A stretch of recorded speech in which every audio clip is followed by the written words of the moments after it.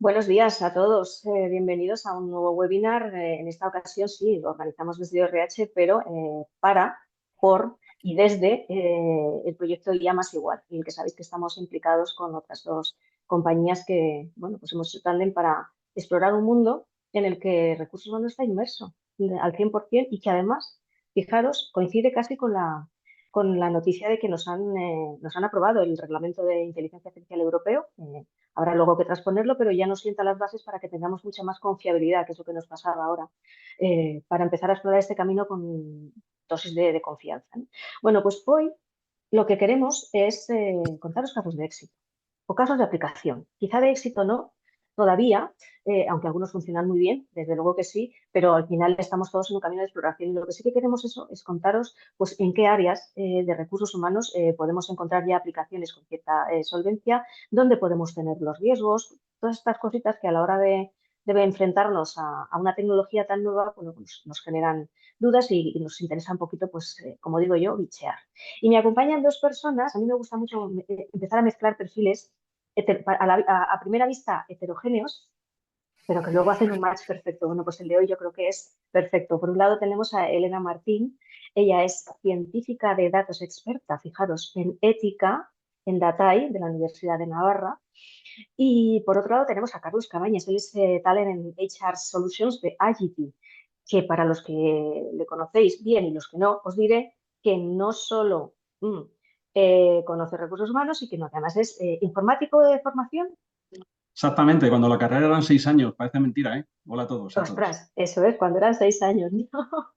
Pues entonces lo que os digo, yo creo que tenemos un par de personas, de verdad, os aprovecho aprovecho a animaros para que hagáis preguntas, para que compartáis dudas, comentarios, porque de verdad es una sesión que yo creo que va a ser un lujo.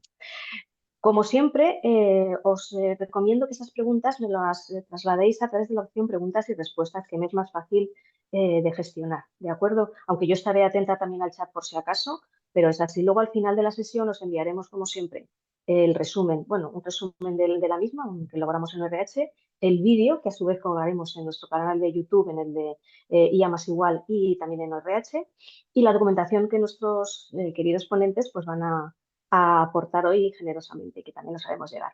Y sin más, pues primero intervenir va a ser Carlos, te he cedido la pantalla. Vamos a escuchar esos casos de éxito para... Ya no estamos en la versión Dummy. ¿Os acordáis del primer webinar que era IA para Dummies? Bueno, pues poquito a poco vamos quitándonos lo de Dummies y vamos entendiendo cada vez más en qué mundo estamos. Adelante, Carlos. Muchas gracias. Muchas gracias a ti, Maite, por la presentación y por la invitación a participar en este webinar con Elena, que veréis que sabe muchísimo de ética de datos y todas estas cosas con las que hay que tener tantísimo cuidado. Mi intención hoy, sobre todo, es contaros uno de los casos de éxito, que precisamente es uno de los algoritmos que se está analizando en el ámbito del proyecto IA más igual, de forma muy aterrizada. Lo que os voy a contar no son los datos reales del proyecto, por un tema, lógicamente, de confidencialidad, pero sí refleja la situación y el desarrollo de un proyecto que a priori yo creo que puede resultar muy interesante, que se centra en cómo identificar el riesgo de fuga de talento. Ahora que hablamos tanto de la guerra por el talento, de la escasez de perfiles, de la importancia del employer branding para que la gente quiera trabajar conmigo y no con la empresa de enfrente, pues os voy a hablar de un proyecto concreto que hemos hecho para una empresa del sector farma y que, como digo, estamos auditando en el marco de este proyecto para identificar el riesgo de fuga de talento y disminuir la rotación no deseada. Ese sería el objetivo. Entonces, voy a compartir una pantalla, no con el objetivo de enrollarme, ni muchísimo menos, sino para que me sirva como guía. La idea, además, es que si os van surgiendo preguntas, como decía Maite, podéis plantearlas y podamos ir dándole respuestas en la medida de lo posible también. Siempre me gusta empezar con una página como esta que estáis viendo aquí, para un poco desmitificar todo esto de la People Analytics, inteligencia artificial. Esto tiene unas posibilidades tremendas, pero hay que ser conscientes, en primer lugar, de dónde estamos, dónde queremos llegar y por lo menos un poco de cultura de los niveles a los que podemos enfrentarnos al abordar un proyecto de este tipo. Primera recomendación, no hagáis nada porque sea una moda. No compréis a nadie tecnología porque es que el de enfrente tiene un chat GPT, si no lo tengo yo, algo va a pasar. Identificad un problema, intentad definir un objetivo concreto para dar respuesta a ese problema y actuar. Habitualmente hablamos de 4 etapas. Si no estamos muy evolucionados en este terreno, oye, ¿por qué no empezar con un enfoque descriptivo, ¿no? por lo menos que sepamos qué está pasando. Como anécdota, ahora veréis a continuación que simplemente empezar de esta manera, en proyectos incluso prescriptivos, nos quita algunos sustos de encima de la mesa. No hago más spoiler. Si ya tenemos datos suficientes y podemos empezar a trabajar con esa información desde el punto de vista puramente de análisis descriptivo, podemos empezar a pensar en diagnósticos. Oye, ¿por qué han ocurrido las cosas? Si soy capaz de identificar además en el histórico qué ha pasado y correlacionar con posibles porqués, puedo entrar en la siguiente fase, que es el enfoque predictivo. Oye, no solo dime qué pasó y por qué, sino en función de ese histórico, qué va a pasar. Y ya si entramos en el cuarto nivel, puedo llegar al prescriptivo. No me digas solo qué va a pasar, sino que facilítame una toma de decisiones, recomiéndame, dame un soporte para tomar la decisión, o incluso podríamos llegar a que el sistema tome la decisión de forma autónoma. Aquí siempre digo que mucho cuidado, especialmente cuando estamos en el ámbito de los recursos humanos. Ahora nos contará Elena algunos ejemplos bastante chulos de posibles sesgos. Estamos en un estadio de la evolución tecnológica en la que el valor de los datos como punto de partida es, por supuesto, crítico, y si no tenemos en cuenta determinados comportamientos anómalos que la tecnología puede tener y no supervisamos esa decisión final, podemos tener efectos bastante perversos. Fijaos únicamente también, por terminar con esta página, que a medida que dejamos que el sistema, que la inteligencia artificial avance en estos niveles de madurez o de evolución del sistema como tal, la acción humana va disminuyendo porque va tomando más peso la intervención tecnológica. Y ahí es donde tenemos que tener claro hasta dónde dejamos a la máquina que llegue, dónde tenemos que intervenir para evitar posibles situaciones no deseadas y cómo combinamos ahí en la coctelera de la tecnología todos los palabras de los que oiréis hablar, del cloud, de la automatización. Antes se hablaba mucho del RPA, Robotic Process Automation. Ahora, como la inteligencia artificial generativa se mete también en ese terreno, ya no hablamos puramente de RPA, sino de cómo la tecnología nos puede ayudar a industrializar procesos, automatizar decisiones, generando incluso contenidos que va más allá de lo previamente establecido. No me enrollo más en esta introducción, simplemente contaros lo que es el proyecto como tal, el caso de éxito en el que nos vamos a centrar y al final, por supuesto, si tenemos tiempo, tenemos varios más de los que podemos hablar y exponer. En este caso se trata de un problema concreto en una empresa, una multinacional del sector farmacéutico. El sector farma, como podéis suponer, especialmente a raíz de la explosión de la desgraciadamente famosa COVID-19, pues experimentó una explosión. Eso supone que hay una escasez grande de algunos perfiles, que además son perfiles que por la propia naturaleza de la función que tienen que desarrollar en las empresas, tienen una curva de aprendizaje alta. No es lo mismo poner una persona a trabajar en el día cero en cuanto a productividad que cuando lleve X meses en la compañía, y además de tener que avanzar en ese crecimiento interno, son muy especializados. Entonces cuesta mucho encontrarlos y no pueden ser sustituidos fácilmente. Fijaos que pongo sustituidos entre comillas, ¿no? Porque no es lo mismo ni mucho menos sustituir una máquina, una silla, una mesa que se te rompe que una persona con sus capacidades, su formación y su talento, ¿no? Hago aquí una digresión también para que luego, si queréis, comentemos. Se habla mucho de si es correcto o no hablar de recursos humanos, de personas, de talento. Yo aquí siempre digo, llamadlo como queráis, pero pensad que es algo muy distinto a un recurso no humano. De hecho, aquí a veces me entro en el enfrentamiento y digo, a mí sí me gusta llamarlos recursos humanos. Porque un recurso, desde el punto de vista del léxico como tal, es algo que tú necesitas para alcanzar un objetivo. ¿Y cuál es el recurso más valioso? El recurso humano. Ahora, no es tan fácil, como digo, sustituir un recurso no humano, como es una silla, se te rompe, pones otra y te sientas, que un recurso humano, que una persona entendida como talento y valor diferencial para una empresa de un ámbito determinado. Esta multinacional participa en toda la cadena de valor de la industria, desde la investigación, el desarrollo, la fabricación. Está presente en más de 40 países, más de 6.000 personas, pero el ámbito del proyecto del que vamos a hablar es España, es el mercado español. Algunas claves. ¿Por qué tenían esta necesidad? Insisto en lo que comentaba al principio de la necesidad de buscar un objetivo, algo que realmente para ti tenga sentido. Bueno, pues en su caso estaba impactando muy negativamente en el negocio, retraso en proyectos, cargas de trabajo, disminución en las ventas, porque al no poder dar respuesta a una demanda tienes que retrasar la atención a futuros proyectos Y luego, desde el punto de vista de gestión de personas, de recursos humanos, de talento, eso implica que hay retrasos en los procesos de selección. Si tienes que fichar a más gente con los mismos recursos, puedes tener cuellos de botella. Hay más procesos de onboarding. Si quieres tener información valiosa de la gente que se va y se te va más gente, necesitas hacer más entrevistas de salida, analizar esa información. Impacto negativo en el employer branding, tanto de la gente que está dentro y se queda y ve que los compañeros se van y que eso hace que tengan más carga de trabajo, que puedan tener comunicaciones no deseadas en cuanto a un entorno que no es el mejor para trabajar, que van yéndose a otras empresas que pueden resultar atractivas, que desde fuera se ve que la rotación aumenta. No son buenos mensajes e impacta, obviamente, por todo lo anterior, en la productividad. Fijaos cuando os decía antes que aquí tuvimos una buena noticia cuando empezamos el proyecto por el enfoque descriptivo. Os voy a contar. Como lo primero que hacemos es definir el objetivo del proyecto, nos paramos a ver los datos que había en ese momento en la organización y las percepciones de recursos humanos en cuanto al riesgo, a las tasas de rotación no deseada, a las alarmas.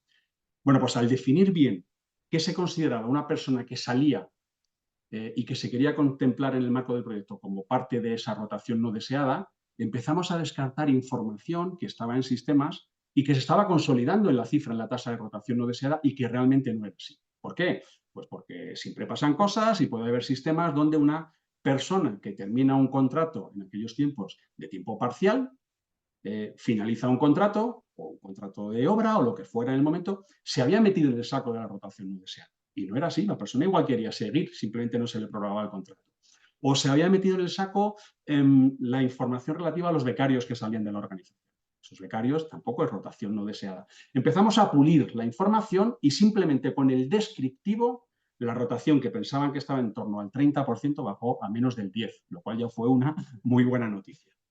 A partir de ahí pasamos a diseñar el experimento. Y aquí Elena también nos cuenta que seguro que sabe mucho más que yo. Tú tienes un montón de información bruta. Esa información bruta está codificada de acuerdo a los sistemas que se utilizan en la organización. Y muchas veces no está prediseñada para un análisis como el del experimento que queremos hacer. Nosotros, como objetivo, y una vez aclarado cuál era el colectivo de estudio, el objetivo, lo que entendíamos por rotación no deseada, queríamos saber qué personas de la organización estaban en riesgo de fuga en los siguientes 12 meses. Claro, tú tienes un histórico, en este caso jugamos con un histórico de datos de 5 años de la organización. ¿Cuántas personas estaban en la organización a lo largo de esos 5 años? ¿Cuántas entraban? ¿Cuántas salían?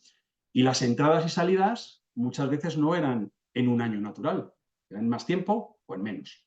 Hubo que definir los criterios, y esto da para otra charla, en la que con información de una persona a lo largo de esos 5 años, o de 3, o de 1, o de 6 meses, lo que estuviera en la compañía, identificábamos puntos de interés que el algoritmo podía codificar como una situación interesante para validar si una posible causa raíz era factor de riesgo o no. Y eso ahí tiene que ver ya mucho los científicos de datos que identifican los registros de información, codifican entradas y salidas y analizan hasta qué punto, si hay alguna anomalía en esas entradas y salidas, se puede homogeneizar o no la información y se puede estructurar para que se tenga en cuenta en el periodo de un año natural. Esto, como os digo, da para otra charla. Comenzamos a extraer los datos. Y aquí sí que, no solo en este proyecto, en general en todos, quien nos diga que la perfección en la representación del dato existe, o miente o no conoce toda la verdad. Hay sistemas de recursos humanos. Podéis tener la plataforma que sea, SuccessFactors, Workday, Talentia, Denario, lo que sea. Pero además hay nuevos sistemas satelitales. Y está una persona que tiene un Excel que ha consolidado con fuentes de otros datos. De repente, fuera de SuccessFactors, que es lo que utilizaba esta multinacional, había un módulo de encuestas de clima en otro formato, en otro sitio. Se habían integrado sistemas de otros entornos diferentes. Había encuestas de salida, pues por aquí en un Word que alguien consolidó hace mucho tiempo, y ahí entra en juego el procesamiento del lenguaje natural. Y todo esto hay que integrar. Hay que extraerlo de donde esté, hay que homogeneizarlo. Aquí otro palabra, lo ideal es contar con un data lake de información que venga de donde venga, consolide y sea lo que los técnicos también llaman a veces la fuente de la verdad. Los datos que yo tengo aquí, vengan de donde vengan, están gobernados, están gestionados, están estructurados o no, pero son accesibles para que mis algoritmos trabajen con ellos. Y eso implica no solo traer los datos, sino preprocesarlos. anécdota del proyecto y que probablemente os ocurra en otros, no con este campo concreto, pero sí con otros. A priori se nos ocurre que si estamos pensando en factores que pueden incidir en que una persona se vaya de la organización, en un esquema de trabajo presencial o de trabajo híbrido, es lo cerca o lejos que vivas de trabajo. Si tú vives lejos, no sé, si yo vivo a 300 kilómetros de trabajo y tengo que ir todos los días, probablemente me plantee quitarme de esa empresa, ¿no? Irme a otro sitio. Pues aunque suene exagerado, en este caso, por un tema de integración de datos de diferentes sistemas, encontramos personas que vivían supuestamente a 200 kilómetros del puesto de trabajo, lo cual no era real. Entonces hubo que tomar decisiones en cuanto a qué datos contemplábamos o no como parte de este modelo en una primera versión, para en su caso depurarlos o en su caso incluso no tenerlos en cuenta y trabajarlos para una segunda evolución del modelo. Entonces, el tratamiento de los datos a partir de las fuentes de las que provienen es importante. Luego hicimos un cuadro de mando de fidelización. Fijaos que todavía no estoy hablando de analizar lo que va a pasar en el futuro. Esto es solamente para empezar a trabajar. En ese cuadro de mando de fidelización empleamos un enfoque descriptivo. Ahora os cuento algún ejemplo con un pantallazo que tengo por aquí. Y de ahí salieron también cosas bastante chulas. Pasamos al análisis de datos. Y aquí es donde los muy tecnólogos, y yo soy tecnólogo también, pero aunque no lo parezca a veces, me dicen, es que quitas un poco de seriedad. No, yo digo, tú tienes un algoritmo y esto es una coctelera de datos que se procesan, que empiezan a correlacionarse y que te dan visibilidad en cuanto a posible impacto de distintos factores con respecto a una variable target, otra palabra de los que usan ellos, que en este caso es el riesgo de salida. Bueno, pues yo en esa coctelera del algoritmo empiezo a cargar datos. Ahora veréis que hay algunos iniciales, otros que se generan, y empiezo a establecer hipótesis de lo que puede incidir o no en el riesgo de salida.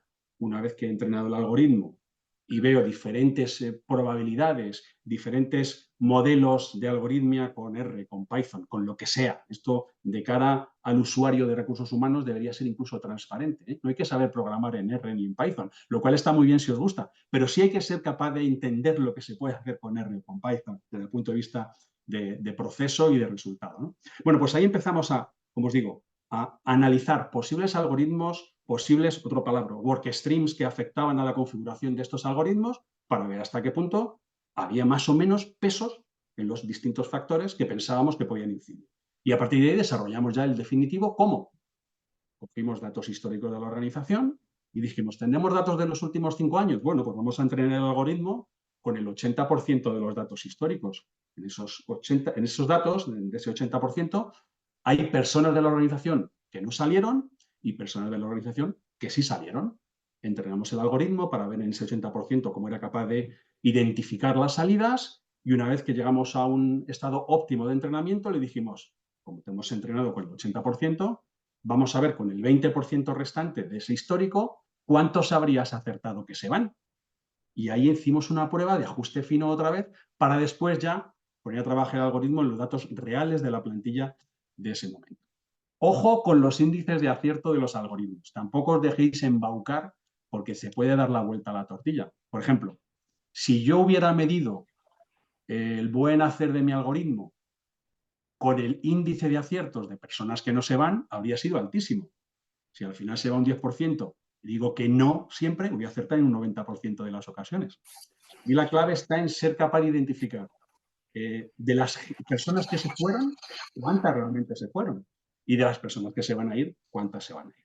Aquí luego hay temas como matrices de confianza y demás, temas técnicos, pero es importante poner el foco en dónde está el problema y en no dejarnos embaucar con mensajes comerciales de dónde no está el problema y lo bueno es que somos ahí, porque a lo mejor si no, es mejor tirar una moneda y jugar al tema. Sí.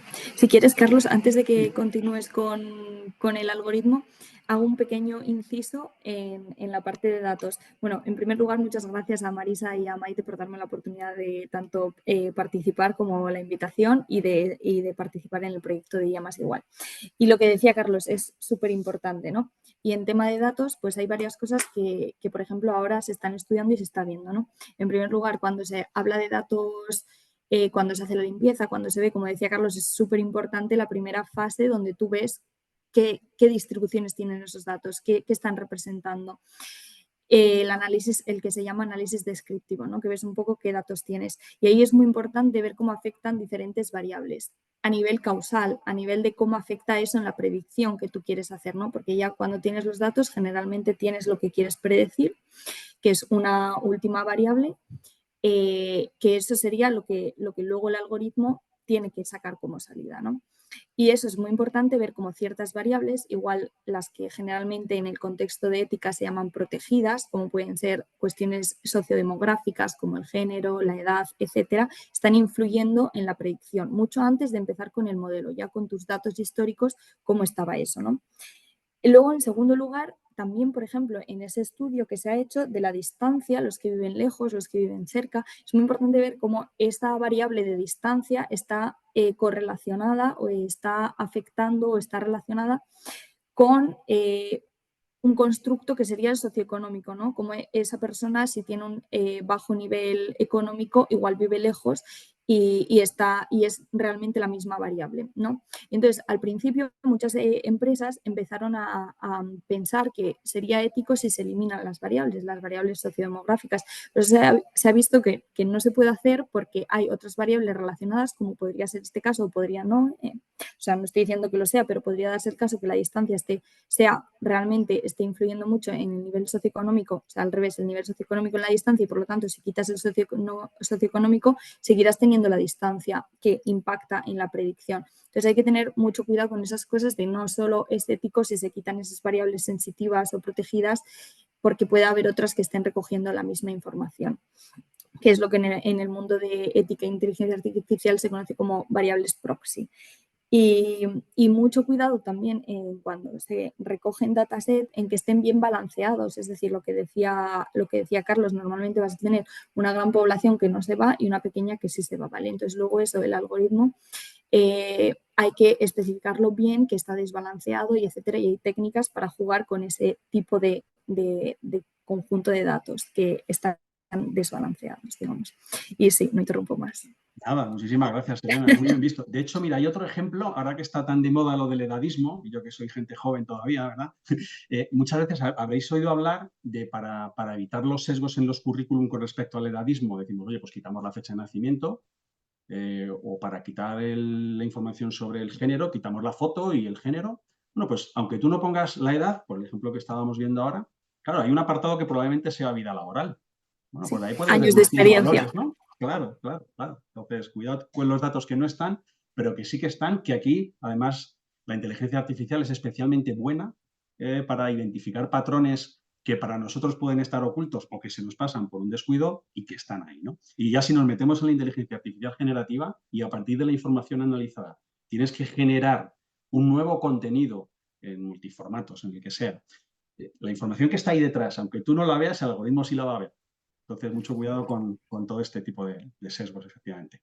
Y se pueden sacar muchísimas conclusiones antes de empezar con inteligencia artificial, ya solo con los datos, con lo que tienes y saber luego para hacer un mejor modelo, ¿no? Y hacerlo Eso más es. ajustado y a lo que quieres predecir realmente. Exactamente. Fíjate, justamente esto que estáis viendo en la pantalla ahora es el cuadro de mando, datos ficticios en este caso, pero es un cuadro de mando que hace ver cómo está la situación de la rotación no deseada en la organización. Aquí hay diferentes criterios de filtrado. Esto se hizo con un Power BI, atacando a la fuente de datos, como os decía, que provenía de SuccessFactors, de clima, del análisis de las encuestas, perdón, de las entrevistas de salida con procesamiento de lenguaje natural. Luego, si nos da tiempo, os cuento de procesamiento de lenguaje natural, que eso también da para otro.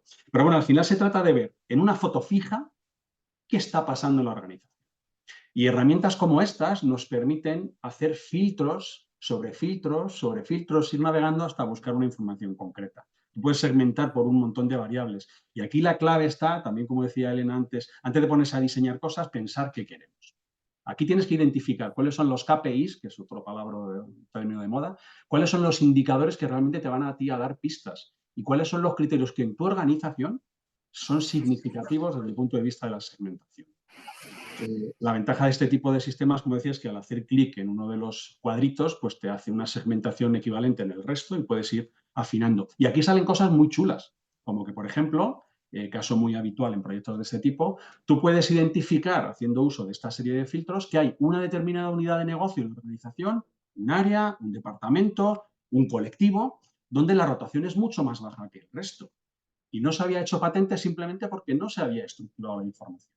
Y de ahí, como, insisto, el objetivo último es disminuir la tasa de rotación no deseada, puedo empezar a obtener buenas prácticas en la organización, porque si veo que de repente hay un área donde la gente se va mucho menos que en otras, oye, pues igual tengo que hacer foco ahí para ver qué está pasando e intentar extrapolar medidas. Entonces, desde el punto de vista descriptivo, siempre hay ya información muy valiosa. Resumiendo las fases del proyecto, en relación con lo que os he contado antes, al final tenemos que identificar fuentes de datos, analizarlos e integrarlos para poder operar sobre ellos para, en este caso, intentar segmentar los colectivos por su nivel de riesgo de fuga. Al final, cuento siempre últimamente el ejemplo de la película Minority Report. No sé si la habéis visto, no os voy a hacer spoiler, pero simplemente os cuento que va de una tecnología futurista con inteligencia artificial. No sé si ya futurista, Elena, pero ya, igual ya no tan futurista, pero bueno, de momento sí, que lo que hace es que te saca unas bolitas como de lotería con el nombre de personas que van a ser asesinos en el futuro, ¿no? Tú te puedes anticipar al asesinato porque la máquina te dice que esa persona va a cometer un asesinato. Bueno, pues aquí lo que queremos es que la máquina nos diga, oye, ¿quién está en riesgo de fuga? No es el asesino del futuro, sino la persona de mi organización que en función del histórico, de las correlaciones que hemos ido viendo, están en riesgo de fuga. ¿Pero por qué queremos hacer esto? ¿Porque el algoritmo es muy chulo y nos da una lista? O porque... No, porque yo quiero saber qué está ocurriendo, si hay perfiles concretos que están en riesgo de fuga, que yo pueda actuar antes de que se vayan, pero sobre todo para no actuar con conciencia de apagafuegos. Oye, como se me va a ir Elena y es muy buena, antes de que se vaya voy a hablar con ella y le voy a subir el sueldo y le voy a hacer una política de conciliación. Está muy bien para actuar en ese caso, pero no hay que llegar a eso. Lo que hay que hacer es ¿qué factores está identificando el algoritmo como de riesgo? ¿En qué colectivos estamos teniendo más probabilidad de fuga? ¿Qué estamos haciendo mal en función de la información que estamos recogiendo y qué estamos haciendo bien para poder mejorar de manera que cuando el algoritmo lo ponga en marcha otra vez el año que viene y analice el colectivo, haya puesto en marcha buenas prácticas y con el entrenamiento identifique cuáles son las nuevas situaciones de las que parto y qué cosas estoy haciendo bien o estoy haciendo mal para que esa tasa disminuya. Fijaos que hay una tercera parte que es resultados y ROM. Otro consejo de persona mayor. No os dejéis cegar por el alcance de un solo proyecto que es deslumbrante, sino empezad a trabajar en cultura de verdad de data driven, o driven o como lo queréis pronunciar.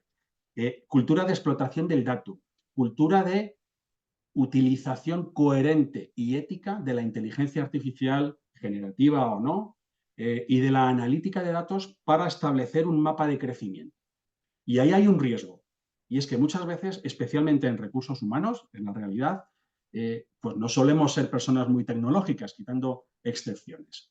Y hay cierta dispersión, valga el término, en cuanto al conocimiento. Y hay personas que piensan que esto de la inteligencia artificial va a ser Terminator y que nos va a quitar el trabajo a todos y que es el fin del mundo, y gente que piensa que es la panacea y que nos va a facilitar mucho la vida y vamos a cobrar sin trabajar. Bueno, pues como en el equilibrio está muchas veces la virtud, lo que nosotros recomendamos es empezar a identificar en la organización qué cosas podemos ir haciendo, empezando con una fase, si queréis, de formativa o de sensibilización, en la que todas las personas del equipo de recursos humanos, las personas de tecnología, las personas de operación más ligada a los profesionales de la casa, reciben una formación previa de homogeneización de conceptos, de expectativas, donde se exponen casos de éxito que ya son relevantes en el ámbito de los recursos humanos, y después que entre todos ellos, con la ayuda de un externo, idealmente para dinamizar y gestionar esos talleres, esas dinámicas, se empieza a ver no solamente lo que está de moda por ahí fuera, sino de decir, oye, a partir de esto que me están contando, ¿qué creo yo que funcionaría aquí dentro? Y entre todos se construye un plan, se define una estrategia a 3 o 4 años vistas y se va creciendo de forma ordenada. No por modas, sino porque se ve realmente lo que impacta en la organización. Este proyecto de identificación de riesgo de fuga de talento para esta empresa era crítico, Probablemente para la vuestra no, si no tenéis un problema de rotación alta. ¿Para qué vais a poner en marcha un proyecto de este tipo? Pero a lo mejor sí tiene sentido incidir en el absentismo. Que además en el absentismo muchas veces se corre el riesgo de decir, no, si a mí el absentismo no me está creciendo porque igual estás pensando solo en una parte del absentismo. A lo mejor el absentismo no justificado no sube, pero el justificado sí. Tú estás tranquilo pensando que como hay una baja médica de por medio, pues no está subiendo el absentismo. Ojo, que a lo mejor sí. Tienes que plantearte si eso está afectando a la salud de tus profesionales, si hay simplemente un mal ambiente, un burnout que hace que la gente al final se coja más bajas que antes y hay que incidir positivamente en ello. O sea, cuidado con los datos ocultos y en cómo todo esto es importantísimo. Entonces, sensibilización y formación para saber de qué estamos hablando, reflexión interna para saber qué áreas de impacto hay en mi organización y apoyo de un externo, si queréis, para organizar unas sesiones en las que a partir de eso y considerando varios criterios se pueda establecer un plan. No tiraros a la piscina porque sí, porque os enamore una tecnología concreta. Por terminar, última página para dar aquí paso a Elena con algunas cosas muy chulas, como digo, que nos va a contar. Como anécdota, en este proyecto llegamos a identificar 103 posibles variables que incidían en lo que era la posible salida de un profesional en los próximos 12 meses.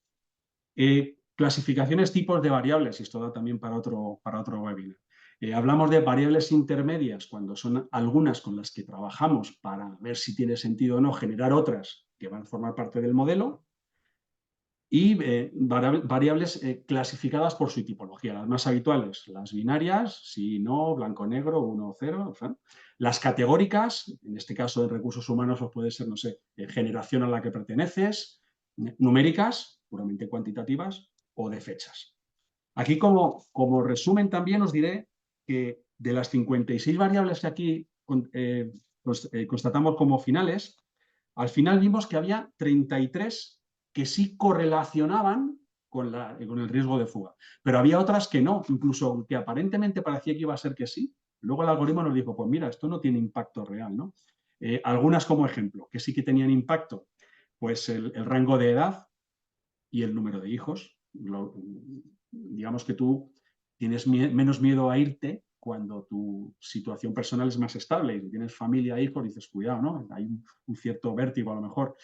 Afectaba también el tiempo en el departamento, el tiempo que una persona llevaba con el tipo de contrato, la diferencia de edad con el manager. Pero ojo, esto que estoy contando es en esta organización. Quien os diga que un algoritmo de inteligencia artificial es plug and play y se pone a funcionar en la vuestra, probablemente se esté dejando algo por el camino. Seguramente esa coctelera que os decía antes de datos, de variables, de factores, cuando se pone a funcionar en vuestra organización, primero, contemplará otros factores probablemente y contemplará otros pesos de esos factores. Esto no es plug and play como cuando se pone en marcha un registro de jornada. Esto es un tema mucho más elaborado. Y luego, curiosamente, en esta empresa pues vimos que el género no afectaba y, sorprendentemente también, eso sí fue una sorpresa, el performance tampoco. Y dices, oye, pues igual los buenos son los que... Bueno, pues en este caso no.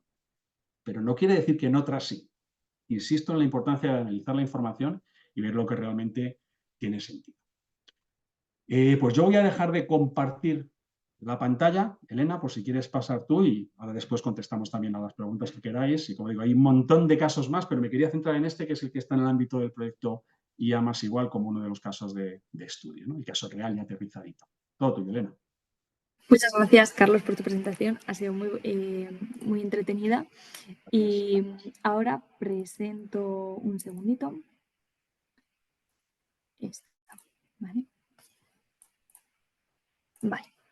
Entonces, nada, yo os traigo aquí algo muy breve de introducción de cómo se intersecta la disciplina de ética más filosófica con la disciplina más técnica de inteligencia artificial, ¿no?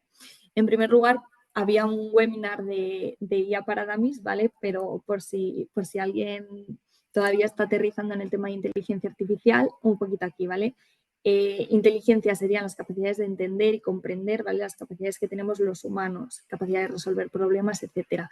Y artificial es programado por humanos, ¿vale? Pero lo ejecuta un ordenador. Pero al final está el ingenio humano por detrás. Y la inteligencia artificial es la mezcla de estas dos, ¿vale? Es un campo multidisciplinar que se confluyen en varias áreas, como pueden ser las matemáticas, la estadística, la informática, más reciente la ética y las ciencias sociales, ¿vale? Y el objetivo fundamental de la ética, o cómo nació la inteligencia artificial, perdón, era replicar el comportamiento humano mediante herramientas tecnológicas, ¿vale? Cómo reproducir nuestra inteligencia, cómo lo reproduciría el ordenador, ¿vale? Un breve resumen de las 4 patas fundamentales de lo que ahora se conoce como inteligencia artificial confiable sería la equidad, que es en lo que hablaremos en este webinar y en lo que hemos estado hablando y de lo que va el proyecto IA más igual, pero está entrelazada con otras 3 ramas fundamentales, que sería la robustez, de la cual ha hablado Carlos, que sería cómo se puede una tecnología que se ha puesto en producción en un entorno, digamos, por ejemplo, este proyecto estaba basado en España, cómo se puede extrapolar eso a otros países o a otros. Es decir, por ejemplo, si desplegamos una tecnología para captar gente, de contratación, no es lo mismo contratación en una startup que en una empresa grande, ¿no? Entonces, no es el mismo algoritmo el que va a contratar en una startup que en una empresa grande. Y eso es lo que se trata en la robustez, ¿vale? Luego estaría la transparencia o la explicabilidad, que está súper relacionada con la equidad, y lo que trata es, ya se está empezando a tener sistemas que te dan la explicación de por qué el algoritmo ha llegado a esa conclusión, a esa predicción. Y está muy entrelazada con la equidad porque gracias a la transparencia y a la explicabilidad pues se puede ver si las variables sensitivas estaban afectando en esa explicación o no. Es decir, hay unas explicaciones, por ejemplo, en explicabilidad que te dan lo que tendrías que haber. Imaginemos que ponemos una tecnología de recursos humanos de contratación. Y digamos que te dicen un no.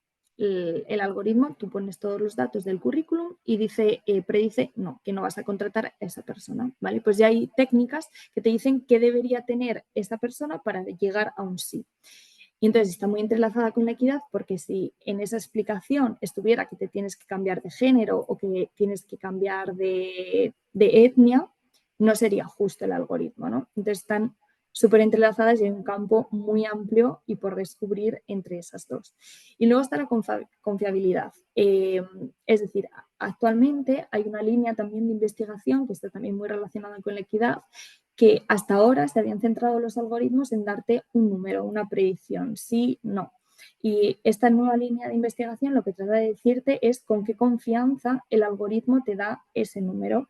Lo que se trata es que más o menos esté más del 90% te da con un nivel de confianza que sí vas a contratar o que no vas a contratar. Entonces esas serían como las 4 patas del aprendizaje automático responsable, confiable que se está trabajando ahora. Y luego, solo centrándonos ya en equidad, hay como 3 grandes vías de cómo eliminar o mitigar los sesgos.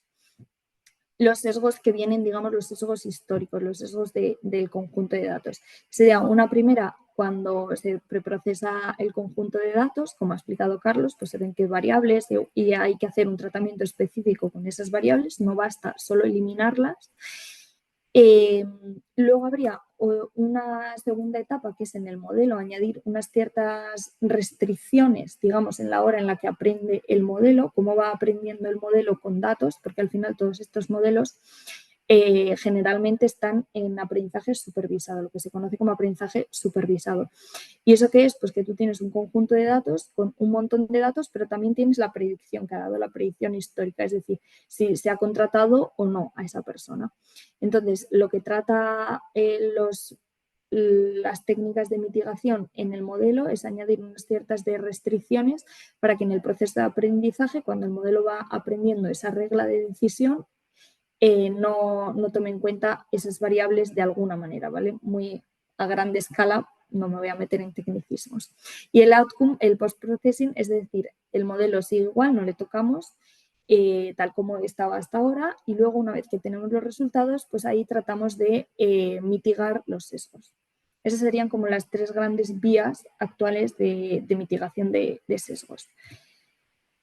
Y entonces, ¿por qué es importante la ética? Sobre todo darlo a conocer en temas de recursos humanos, en departamentos de recursos humanos, pero en general en todas las empresas, porque puede afectar mucho y puede impactar mucho en la población que estás tomando, ¿no? Y entonces, por ejemplo, aquí pongo un ejemplo de un estudio que hicieron de una tecnología que trata es un modelo que se llama Ocean Model, que lo que te da es a partir de un vídeo de 1 minuto la personalidad que tienes. Entonces esto podría ayudar muchísimo a empresas de recursos humanos, pero tiene sus riesgos cuando se puede poner en producción. Podría ayudar a que, pues simplemente el coste del departamento de recursos humanos, el coste de cuando una persona se va y tienes que contratar a otra, es decir, hay un coste ahí muy elevado y con esto se podría reducir, pero tiene sus cons, algo no tanto a favor de ponerlo en producción o que se debería tener en cuenta, ¿no? Y, por ejemplo, en este caso te dice, a través de este modelo, gran modelo que no se sabe mucho, es un poco caja negra, te da un porcentaje de 0 a 100, digamos, de 5 características de la personalidad, ¿no? Como cuánto eres abierto a la experiencia, cuánto eres consciente, gran control de los impulsos o propensión del pensamiento estratégico, se podría mirar ahí. Luego otra sería la extraversión, ¿vale? Como si eres entusiasma, si no. La cuarta sería la amabilidad y la quinta sería neuroticismo, ¿vale? Y entonces, por ejemplo, se vio que cambiaban los resultados si al hacer el vídeo te ponías gafas. Y ahí se ve en las dos curvas que cambia. Por lo tanto, el modelo, al ser de caja negra, no se sabe muy bien en qué se está fijando. Y se puede estar fijando en cosas que no tienen que ver con la personalidad, que es realmente lo que se quería predecir en este caso. O también cambia cuando te pones un pañuelo en el pelo. Entonces, eso no debería ponerse en producción porque es un riesgo que no se está teniendo en cuenta. O, por ejemplo, si pones una imagen, también cambian los resultados, o si pones una librería detrás. Lo cual entendemos que el modelo se está fijando en cosas que no tienen que ver con la personalidad. Es decir, la pregunta que querían resolver con esta tecnología, que era en 1 minuto ahorrar el tiempo a una persona de dar un porcentaje, una puntuación sobre la personalidad, pero está incidiendo y tiene mucho impacto en las personas dependiendo de cosas externas a la personalidad. Por lo tanto, hay que tener mucho cuidado con la tecnología. Aquí acaba, digamos, la presentación y ahora un poco, digamos, de reflexión, ¿no? Se debería, una vez que se ponen estas tecnologías en producción, se tiene que preguntar mucho qué realmente está prediciendo esa herramienta, ¿no? Y si es lo que se quería predecir o no. ¿Sobre qué población se está prediciendo, ¿vale? Porque igual cuando se lanza una oferta de trabajo, se lanza a través de redes sociales que no llegan a todo el mundo. Entonces hay que tener mucho cuidado con eso si si la población que tú estás tomando en tu dataset es pequeña, no representa lo que debería representar, etc, etc, etc. Entonces, un segundo que dejo de compartir, así os veo. Sí. Yo sí quiero señalar una cosa que yo creo que es chula respecto al tema de los sesgos, es que habitualmente se considera sesgo aquello que viene del dato, ¿no? Por ejemplo, conocéis seguro el caso de Amazon cuando puso en marcha un sistema para preselección de candidatos y de repente empezó a seleccionar siempre hombres blancos, ¿no? ¿Qué pasa? Esto, bueno, el algoritmo en realidad, desde el punto de vista de funcionamiento, lo estaba haciendo fenomenal, le cumplía con sus parámetros a las 1000 maravillas. Que ocurría que los datos de entrenamiento que provenían de años anteriores se basaban en la plantilla de Amazon, donde el 95% de las personas eran hombres blancos. Entonces el sistema identificó como criterio válido ese, ya está.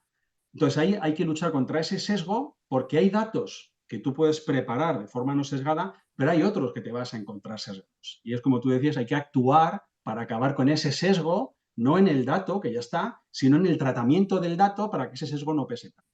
Pero es que además, con el ejemplo que has puesto, hay otro ámbito de actuación chulísimo, ¿no? Que es, permitidme también el término, estáis hackeando el algoritmo. Oye, yo me doy cuenta de que si me pongo detrás una estantería con libros, el algoritmo va a pensar que soy un tío mucho más respetable.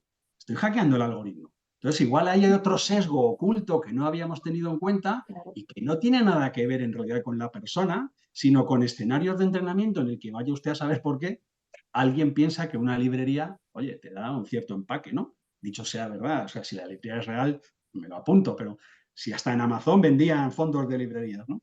Entonces, hay que tener mucho cuidado con los sesgos de partida. Si estás generando datos nuevos, intentar obviar esos sesgos desde el primer momento, pero que hay veces que hay que jugar con ellos y están ahí. Dicho lo cual también, anda que los humanos no tienen sesgos, ¿no? Que hay cosas que ponemos en solfa ahora mismo con el uso de la tecnología que ya estaban ahí. O sea, con la inteligencia artificial generativa está ocurriendo lo mismo. Es que está generando, pero ¿y qué generábamos antes a manos? ¿O por qué nos alertamos ante un vídeo que está infringiendo una conducta porque se ha hecho con Sora, con inteligencia artificial, si antes se podía hacer con Photoshop? Vale, ahora se hace mucho más rápido. Pero ojo, que hay cosas que ya estaban desde el punto de vista normativo ahí, y si nos pasamos en la normativización, igual penalizamos la innovación, y hay otros países que no lo están haciendo, otros continentes, ¿no? Si queréis, por ahí. Es otra cosa. No sé si os acordáis, creo que fue un mes o así, Microsoft fue Google, tuvo que admitir públicamente el CEO que se había equivocado con su guía generativa de imágenes porque, no me acuerdo cuál era el prompt, pero algo así como mujeres empoderadas, no sé qué. Sacaba mujeres asiáticas o afroamericanas vestidas de nazis, con el uniforme nazi. O le preguntaban por indios no de la India, sino de América hace años, y sacaba indios chinos, porque había que tener... Claro, porque había eso. O sea, nos podemos pasar en el sentido contrario. No, te confronta con un modelo también laboral, de normativa laboral, bastante contradictorio. La semana pasada sabéis que hicimos una sesión presencial en la Universidad de Navarra y hubo un caso muy directo aplicado a recursos humanos. Estuvimos chateando con ChatGPT y le metimos varios currículums. Dos de ellos eran iguales en formación, fecha de nacimiento, trayectoria, todo igual. Solo cambiamos el sexo. En uno pusimos que era Manuel Pérez y en el otro Manolita Pérez. Bueno, ¿sabéis a quién eligió el algoritmo? Porque era un algoritmo para reclutamiento. No nos vas a sorprender, ¿a que no? No, pues eligió al hombre. Pero es que a la mujer no solo no las puso en segundo lugar, sino que la puso en tercer lugar. El resto de currículums eran todos de hombres, ¿no? Eso, claro, nos llevó a pensar que la mirada del técnico de recursos humanos, del técnico de selección, siempre tiene que estar supervisando el output que te da el algoritmo, porque tienes que ponerlo en contexto de muchas cosas de tu organización, de la base de datos con la que has jugado, de datos externos de los que te has alimentado, o sea, 1000 cosas que me hacen pensar que, oye, esta sustitución de la inteligencia artificial respecto a determinados puestos de recursos humanos, pues quizá no sea lo que nos están queriendo vender. También hubo una persona, el director de Data, que lo dijo claramente, la IA sustituirá a aquellos que no sepan trabajar con IA, eso seguro.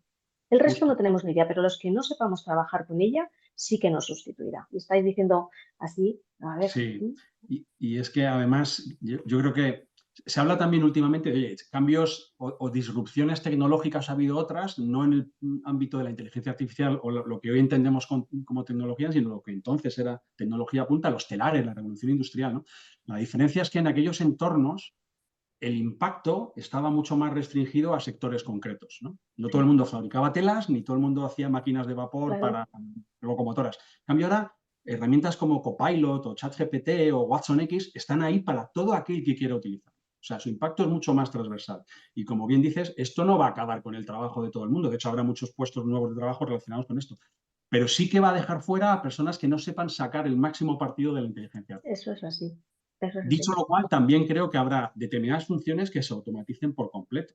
De hecho, hay una empresa hace poco, no recuerdo el nombre, perdonadme porque la CM me mata, que ha sustituido a 700 personas de atención en un call center por inteligencia artificial. No es que haya puesto en la calle a 700 personas para poner robots, sino que en la pandemia, en ese periodo salieron como 700 personas y ahora en lugar de ir reincorporándolas, las ha sustituido por inteligencia artificial. ¿Por qué? Porque son funciones muy estructuraditas, muy de poca aportación de valor adicional y muy replicables con inteligencia artificial.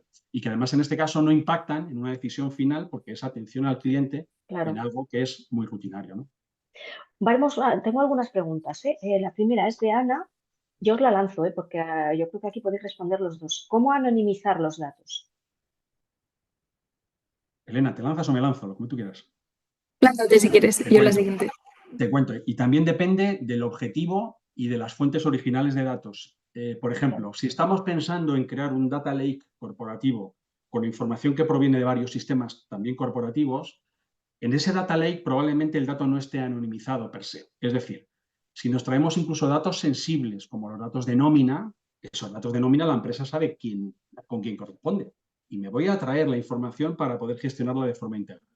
Lo que ocurre es que luego cuando empiezas a explotarlos con algoritmos, ahí sí que puedes empezar a anonimizar y hay varios casos de uso pues, muy frecuentes. Por ejemplo, encuestas de clima laboral con una explotación posterior por segmentaciones y colectivos. Una de las garantías del éxito de las encuestas de clima es que tú garantices el anonimato, si no, mal vamos. Pero a la vez Recursos Humanos quiere explotar con criterios demográficos. Entonces, lo que se hace es que el sistema toma como punto de partida la información no anonimizada de a quién tengo que enviar la encuesta para participar, porque lógicamente, por muy anonimizado que esté el dato, si no te llega la invitación a tu cuenta de correo, pues no vas a poder contestar. Y el correo es tuyo y no del de alguien. Pero lo que se hace es que se envía la información, se toma la información con esa cuenta de correo, que no es anónima, lógicamente pertenece a una persona, se envía la invitación a participar y cuando se recoge la respuesta, la información del correo ya no se guarda. Se guardan solamente los criterios demográficos asociados a esa persona. A qué área pertenece, cuánto tiempo lleva en la empresa, es manager o no es manager, pero no dice si es Elena o es Maite. ¿Eso qué permite? Que el dato se explota de forma anónima, ya no sé quién ha contestado qué, pero sí puedo dar respuestas por colectivos. Oye, dime lo que opinan las personas de la oficina de Madrid, lo podré saber. Dime lo que opinan las personas del área de ventas, lo podré saber. Dime lo que opinan las personas de Madrid del área de ventas. Lo podré saber si hay un mínimo de personas, como para que no se suponga que con ese filtro se sale del anónimo. Eso mira, esta mañana justamente estábamos hablando con una empresa que se incorpora para hacer la auditoría algorítmica al proyecto y me decía que el mínimo que ellos establecen es 5 personas. Sí, lo habitual es 5 Para personas. para poder establecer Sí. una comparativa que no permita identificar rápidamente a la Claro, persona. oye, ¿no? dime lo que opinan las personas que se llaman Maite con gafas y que estuvieron en el webinar el 19 de marzo, ¿verdad? Pues, sí, habla por sí. sí solo. Suele ser 3, 5 o 7 el parámetro que suele medir. Pero vamos. Vale. La siguiente pregunta es para ti, Elena, y yo creo que porque conozco a José, creo que eres José Manuel, me parece, ¿vale? No digo tu apellido, pero yo creo que sí, espero que seas tú y que estés estupendamente. Nos pregunta, el ejemplo del análisis del vídeo que has puesto, ¿qué utilizaba? ¿Reconocimiento facial o procesamiento del lenguaje natural o los dos? Las dos. Utiliza tanto en el vídeo, no reconocimiento facial, un poco, o sea, reconocimiento de las emociones. Y también de texto, es decir, el audio se pasa a texto y luego el texto se trabaja con ello. En el texto vieron que no había nada, es decir, que si cambiaban el tono de voz o cambiaban cualquier cosa, no implicaba nada, era exactamente los mismos resultados, pero con las imágenes sí que vieron que había diferencias. Sí. Vale, No sé si de acuerdo. respondió. Sí, perfectamente. Además, la pregunta era interesante y oportuna. Íñigo también nos pregunta si conoces una herramienta que analiza textos en base a psicolingüística y procesamiento del lenguaje natural que se llama Human Eye. Sí, pues justo es una empresa navarra que trabajamos con ellos, hicimos un proyecto con ellos en Datai, sí. Y entonces, lo que estaba antes era una plataforma, una API, que tú preguntabas, estaba por Microsoft y Microsoft la quitó la quitó, dejó de ser. Y entonces tú le metías un texto, tipo como Twitter, un texto de tantas palabras, había un máximo, y te decía lo mismo, es como el mismo modelo, te decía las Big Five. Dentro de las personalidades, ¿no? Y dentro de cada una hay especificaciones y te daba un porcentaje, una puntuación dentro de cada una. Y hay lo mismo con texto, porque estos vídeos el audio se pasa a texto y hace exactamente lo mismo. Es una empresa, Human AI, que ha cogido la misma idea, ¿no? Y ahora está en producción. Y están utilizando. Con la misma idea que tenía Microsoft antes, ahora están ellos, que es creo, si no me equivoco, una de las únicas que está accesible, porque Microsoft ya la quitó. Sí. Creo que sé quién son. Carlos, para ir finalizando, ¿en qué áreas, claro, vosotros sois proveedores, en qué áreas hay más inquietud en recursos humanos por empezar a trabajar esto, más allá del caso que has expuesto o reclutamiento y selección, que es de lo más conocido, bueno, y aprendizaje y desarrollo, en el cual ya estamos empezando a ver, como me dijiste el otro día, herramientas que incorporan de verdad la IA generativa? Sí. Y cuando digo de verdad, lo subrayo. Sí. Yo te diría que en general, todo aquello que tenga que ver con el hacer el trabajo más fácil con la inteligencia artificial generativa está haciendo mucho ruido para bien. Y también en línea con lo que decía al principio, sabiendo para qué lo queremos utilizar. Hay casos de uso muy habituales. Oye, tengo que preparar una oferta de empleo para publicar, pues que me ayude a definir las líneas clave. Tengo que preparar, lo que tú decías, un curso y necesito generar una batería de cuestionarios, pues que la IA generativa me ayude a hacerlo. Pero luego podemos ir más allá y llegar incluso a facilitar la interacción con sistemas, no solamente con la IA generativa tradicional asociada a un chatbot que te responde a cosas de forma más o menos estandarizada, ¿no? Tú puedes tener un chatbot, por ejemplo, al que entrenas con la normativa procedimental de tu casa, de tu organización, para que dé respuestas de forma autónoma a preguntas de las que quita mucho tiempo a recursos humanos de, oye, ¿cuántos días me corresponden por intervención de un familiar? Pues se apoya al convenio, sabe lo que aplica y te lo dice. Luego tienes un segundo estadio que es, no solamente me digas cuánto me corresponde, sino dime cuántos me corresponden a mí y cuántos me puedo coger. Y eso ya depende no solo de la normativa, sino de que interactúes con tu plataforma de recursos humanos, que vea que el robot, el chatbot, vea lo que allí te queda y que te ofrezca una respuesta personalizada. Y la tercera es, oye, pues pídeme 3 días de vacaciones. Pero es que además esto puede ir todavía un pasito más allá. Y si yo como persona tengo que interactuar con otros sistemas, mira, por ejemplo, un tema que está ahora muy en boga, porque exige desde ya cumplimiento normativo, es el de la sostenibilidad y descarbonización, donde hay que empezar a preparar reportings más o menos elaborados, con un marco de ejecución concreta, pues hay un chatbot que te puede ayudar a definir qué vas a escribir en los reportes, en los informes, a partir de la información que tú estás generando en otros sistemas. De hecho, yo creo que esto va a seguir evolucionando, no sé si lo dije en un webinar anterior, el tema de los asistentes con inteligencia artificial generativa, yo creo que va a llegar un momento en el que los portales, tal y como los conocemos, van a desaparecer.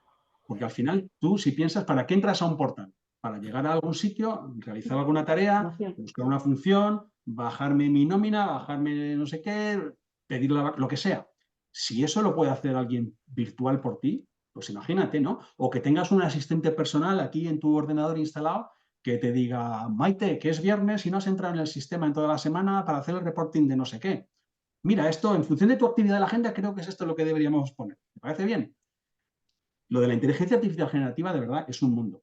Porque además, aunque empieza en personas, en recursos humanos, impacta en operaciones. Tú imagínate un operario en una cadena de producción que dice, ostras, tengo una incidencia en la fábrica, ¿qué hago?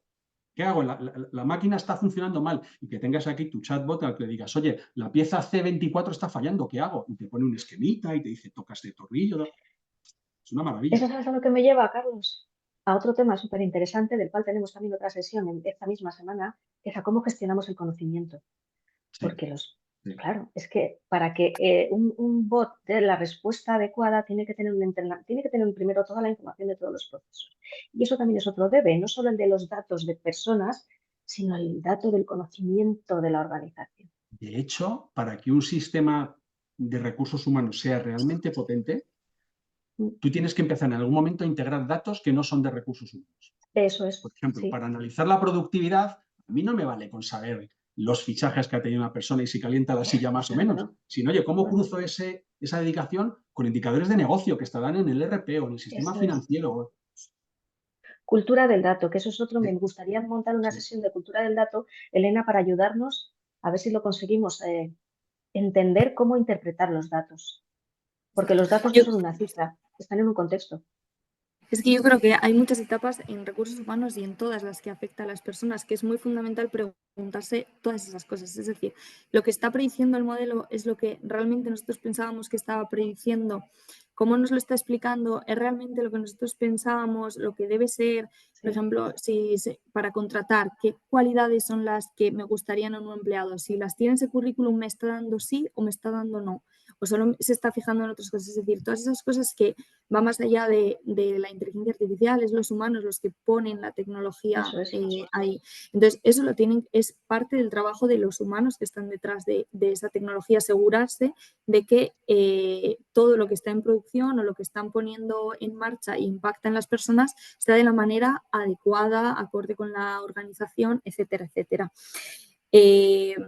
también si la tecnología está con el humano, o sea, se intercambia dinámicamente. Es decir, si cuando da la respuesta es el humano también el que interviene o no, si es la tecnología la que directamente da la respuesta, como puede ser una primera fase de un currículum que machea las palabras con el puesto de trabajo y es la tecnología la que dice si no, ahí no interviene el humano, ¿no? Entonces, todas esas cosas yo creo que se tienen que preguntar. Y una parte muy esencial yo creo que es la transparencia de los resultados a los empleados, es decir, que entiendan muy bien qué está diciendo ese resultado, cómo puede impactar en la persona, etcétera, etcétera, ¿no? Esa última fase de cuando ya el algoritmo ha dado su predicción, cómo le está interpretando aquel reclutador de recursos humanos esa predicción, ¿no? Y esa transparencia creo que es fundamental en eso, que es lo que tú decías, Maite, ¿no? Yo creo Pues que... mira, me has dado el colofón perfecto para terminar, porque, claro, como todo proceso de cambio y además gordo, porque este es enorme, hay que verlo con una cierta serenidad. No te puedes dormir, pero hay que verlo con una cierta serenidad y con pensamiento crítico. Yo creo que aquí tenemos que tirar mucho de esas competencias transversales, que no solo las técnicas son importantes, sino esas otras que nos permiten ver, oye, ¿dónde estamos? ¿Hacia dónde vamos? ¿Qué puedo hacer yo para cambiar? Y eso me lleva a la última reflexión. No os dejéis llevar por lo que ha dicho Carlos, el brillo de un caso de éxito. Porque hay veces que, oye, en función de lo que tú buscas, lo que tú necesitas, lo que tu organización precisa y los datos con lo que puedes nutrir el algoritmo, pues a lo mejor no te lleva a generar un buen modelo o a tener los objetivos que tú quieres. Y segunda consideración, por favor, combatir la narrativa negativa de la inteligencia artificial, que estamos viendo que hay espacio para recursos humanos, que hay espacio para las personas. Eso sí, nos exige un esfuerzo o un sacrificio, que es el del aprendizaje. Yo espero que esta sesión nos haya ayudado a ir caminando a poquitos por este mundo que a mí me está resultando, pues, como a mis 50 y tantos, descubrir un mundo nuevo. Siempre hay tiempo para eso. Gracias a Carlos y a Elena por vuestras aportaciones. De verdad, que tengo ya hasta, bueno, fíjate, daros la enhorabuena de todos los que nos están diciendo que ha sido muy clarificadora. Yo os insisto siempre, lenguaje para que lo entendamos todos. Yo la primera, que no soy de ciencias, pero yo creo que poquito a poquito vamos a conseguir lo que os decía fuera de pantalla. Ay, dejemos de hablar de la dicotomía entre letras y ciencias, porque el mundo de la IA es el mundo que suma las cosas, que suma los dos perfiles. Gracias a todos, a los que nos habéis seguido, a vosotros, a Elena, Carlos, un abrazo muy fuerte, de verdad. Muchísimas gracias, de verdad, gracias a por todos. una experiencia chulísima, como siempre, y a vuestra disposición. Y repetiremos, que seguiremos programando nuevas sesiones, ¿de acuerdo? Un abrazo, que tengáis un buen día todos. Gracias a todos. Igualmente, gracias a Adiós. todos, ha sido un placer.